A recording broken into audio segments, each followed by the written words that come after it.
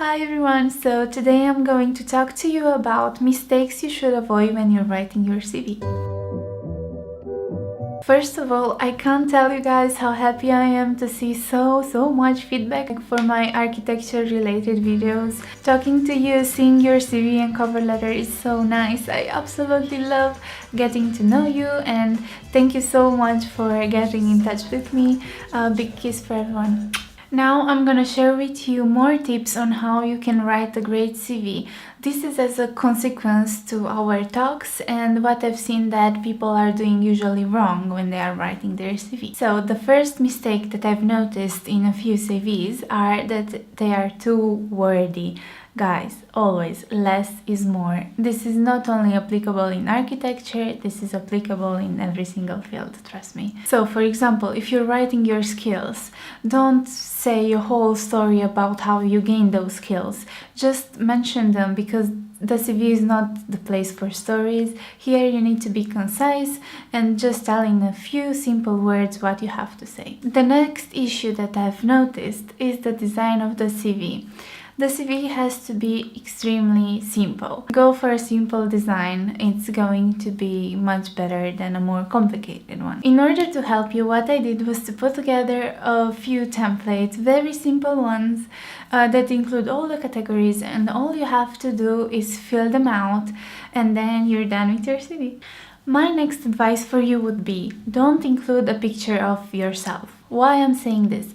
After talking to a few people, after going to university talks, and from my own experience, from my humble experience, I can tell you that usually people don't like to see pictures on the CV. If they want to see you, they can Google you. Next one. About me section. The about me section shouldn't be long. It shouldn't be longer than 4 sentences. In these 4 sentences, you need to say something about yourself and also include the objectives, your goals. My next advice, don't grade yourself. You know those small bullet points that you can add to your CV in order to say what software you know or how good you are at a certain language. Well, don't include those. Don't. Why I'm saying this? Because you cannot grade yourself. Let the company or the practice that you're going to work for grade you. It is better this way, trust me. Just simply state the softwares that you know, for example, Revit, AutoCAD, Photoshop, just state them. Don't include those bullet points saying how good you are for each one of them. My next advice would be, in the contact section, don't include your in the contact section, don't include your Facebook account, please guys. Include your email, phone number, and maybe your LinkedIn account, and that should be enough. In the work experience section, after every single place that you've stated that you worked for, just write a small, short sentence about what you actually did there, what you gave to them and what you gained from them. Very simple and easy. The next advice would be, don't forget to include the interest sections at the end of your CV, because it's extremely important for them to get to know you, the real you. So don't forget to include this one. What I've also noticed is that people usually don't include reference at the end of their CV. This is a very important part as well.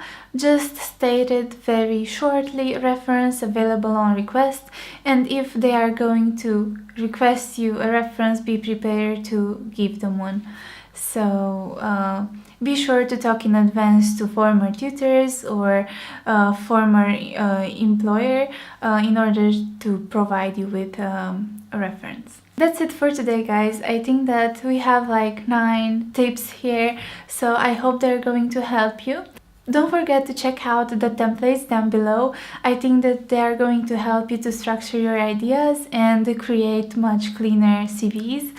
Also, you will see that having a simple CV will attract more companies, and you will see that you will receive much more feedback from your applications. Thank you so much for watching. I hope you enjoyed this video and found it useful. If you have any questions, don't hesitate to contact me on Instagram, Facebook, wherever you want. I absolutely love talking to you and helping you if I can. Don't forget to like, share and subscribe if you enjoyed this video, and if you think that other people will find it useful as well. Thank you so much for supporting me, guys. See you next time. Bye!